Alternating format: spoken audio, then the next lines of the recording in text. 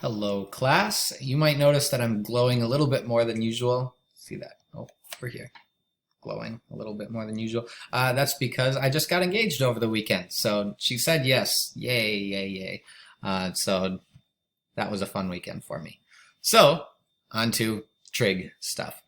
In the past week, we have learned about things like sine, cosine, and tangent, and how they're derived from this thing called the unit circle. And now what we're going to do is we are going to be looking at the graphs of those. So we're going to look at graphs of sine and cosine, and not so much tangent, but maybe a little bit of tangent. And before we get started in manipulating all of the graphs, we probably need to go over some kind of vocab and definitional stuff. So that's what this lesson will be about. We have this thing called the period, the vertical shift, the horizontal or phase shift, and the amplitude. And I'm going to just define those as it pertains to this graph. So hopefully this graph, you recognize it as a sine or cosine graph. It doesn't really matter. They're kind of the same thing. But we're going to use this graph, and it's been messed around with quite a bit with some different numbers and different shifts and transformations. And we're going to just identify some of the key information from it. Later on in the unit, I'll go much more into detail on how to calculate these numbers. But let's start with the period, shall we? So the period, what that is it's how long it takes to complete one cycle. So if you think of the period of the graph of sine, remember sine kind of starts here, it goes up, down, and around. So we're looking at the length of time it takes to complete one cycle. And normally the period of a graph of sine or cosine is usually 2 pi. And sometimes we can mess with the graph and it can change around. Similarly, if you do the graph of cosine, it goes down, up, and around, the length from beginning to end, that also has a length of 2 pi. So in general, the period of a graph of sine or cosine is going to be 2 pi. We're going to mess with those later on, but in general, it starts with a base period of 2 pi. And you can see that over here, the distance from here to where it finishes, you'll notice I have that one section in red. So it's starting here, going up, down, and around. That's one section of the graph of sine. So that one section, we're looking at what is this length right here. Wow, that was a really straight line. Just admire that for a second. But this length here, hopefully you notice it's the same as this length right here. The graph has been shifted over a little bit, but the distance from start to finish is 2 pi. And that's called your period. So in this particular graph, the period is 2 pi. It will not always be 2 pi. We're going to mess with things later on in the unit. But to start, it has a period of 2 pi. Now we have this thing called the vertical shift. So the vertical shift is basically how far this graph has slid up or down on the y-axis. So if you remember, just take a look at your graph of sine over here. The center of the graph, I'm going to put a dotted line right there. The center of the graph is usually at 0. And so if we look at this new graph, you see this new dotted line that's appeared here at 5. This is now, I'll put some more dots for you, this is now the new center of the graph. That's the vertical shift. So I'm going to put vertical shift.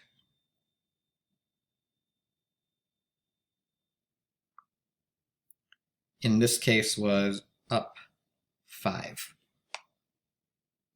So it's no longer centered at 0, it's centered at 5. We have this thing called the phase shift. So we have the horizontal or phase shift. They mean the same thing. Basically what this is doing is it's telling you how far that graph has moved to the left or to the right. And I didn't really label it too much, but remember normally sine is going to start here at 0. And you'll notice that it slid over just a little bit. So it started at 0, but now it actually starts, if you were to actually measure this cycle of sine starts at pi over 4. So it has a phase shift or a horizontal shift. Let's write that one. I'll call it a phase shift. And it had a phase shift of pi over 4. And what that means is the original graph of sine, which normally you could imagine looks like this, you know, it starts at 0 and ends at 2 pi, everything was slid over to the right by pi over 4 units. And normally I'll do a better job of labeling the pi over 4 so you can actually see it, but just trust me on that one. And let's do the amplitude. This one makes a little bit more sense. The amplitude is essentially how high and how low the graph goes from the middle. So if you take a look here at the graph, the middle is at 5. This is called the amplitude right here. It's how high it goes. So you can imagine this is at 5 and maybe this is up here at 8.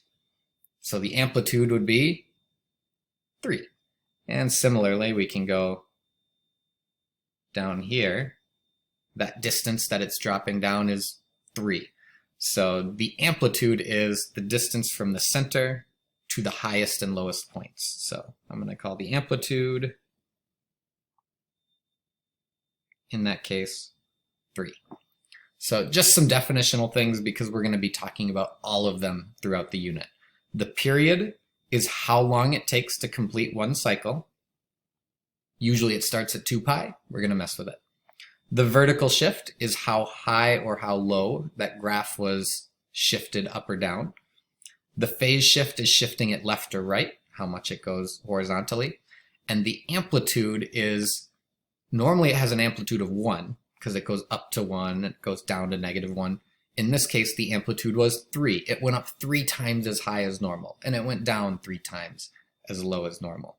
So a couple definitional things. We'll do a couple examples, and we will definitely reinforce these later in the unit, so if you don't completely get it right now, don't worry about it. Identify the amplitude and the vertical shift of the following graphs. So I'm going to start with the easy one. We'll start with this vertical shift. So hopefully you recognize, hey, this is just a graph of sine because it goes up, down, and around. That's a sine graph. And normally sine is going to be centered at 0, but you can see how it's now centered at -1. So I put that dotted line there just to visualize it. So the vertical shift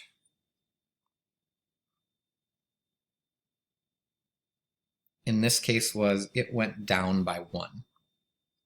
And later on in the unit, you'll see how that is impacted in the equation. Now let's go to the amplitude. So the amplitude is this distance right here, and this distance right here.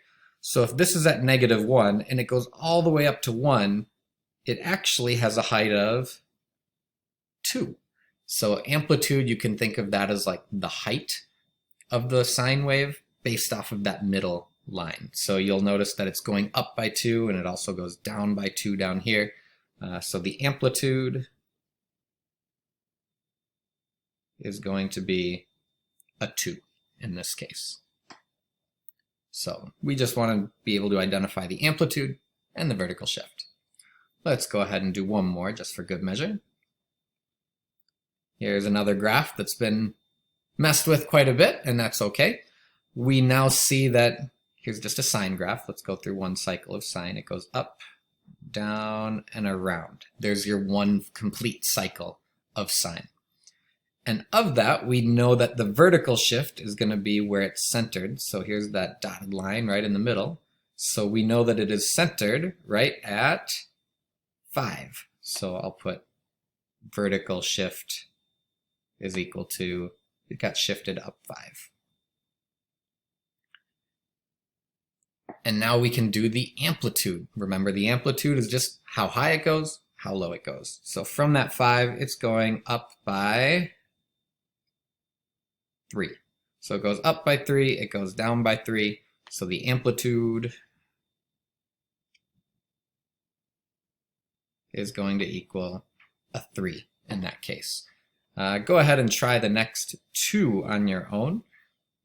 Pause the video, and when you're all done, come on back and hit resume. Ta-da! You're back. Hopefully you got these right. On the first one, you just see a graph of sine. So I'm going to outline sine here. It goes up, down, and around.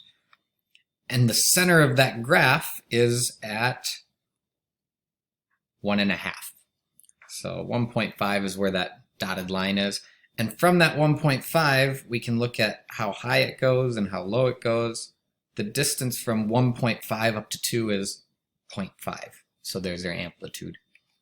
And if we go to the other one, hopefully you recognize this is a cosine graph.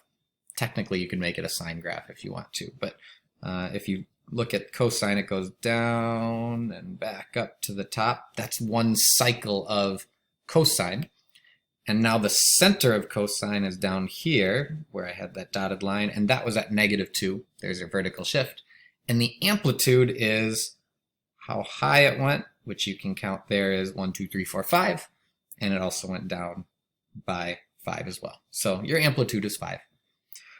And now let's go to the slightly more difficult, and this is called the period.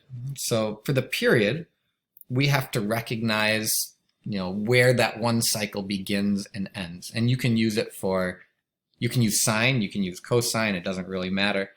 It will end up being the same. So let's look at this one cycle here. So we've got lots of cycles going on, but I just want to outline one of them. So I'm going to go up, down, and around. There is one complete cycle of a sine graph.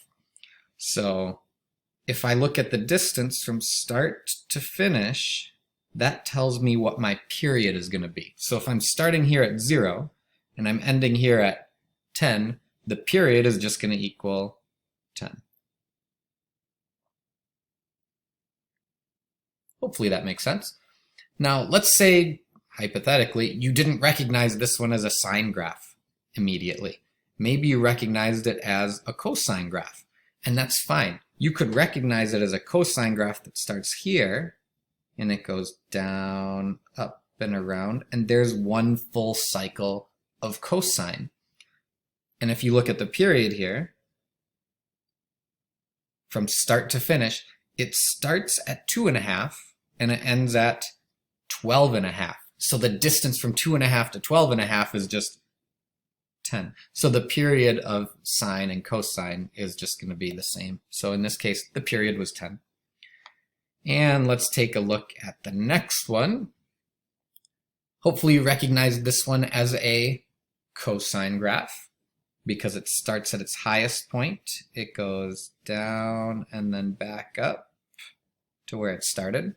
So there's one complete cycle of cosine. Now, if you go halfway down from 0 to the bottom, this is 1.5 pi. And then by the time we get back up to the top, it's at 3 pi. So here's your full cycle. The length of that is going to be from 0 to 3 pi. So your period is just 3 pi. That's the length of the period there. Go ahead and try the next one on your own. When you're all done, come on back and I'll reveal the answer to you. All right, did you see this one as a sine graph or did you see it as a cosine graph? Let's take a look. If you saw it as a sine graph, you start here, you go up, you go down and around, and there is one complete cycle. And the distance of that cycle from here to here goes from 0 up to 10 pi. So it has a length of 10 pi. That should be your period, 10 pi. Let's say hypothetically you recognized it as a cosine graph. So let's go backwards a little bit. If you saw this as a cosine graph that starts up top, goes down and back around, here is your period.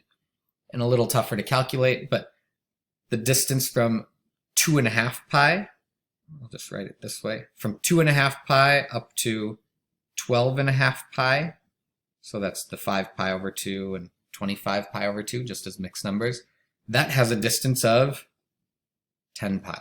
So 2.5 plus 10 gives you the 12.5. So Hopefully you learned a little bit about the definitions of trig graphs.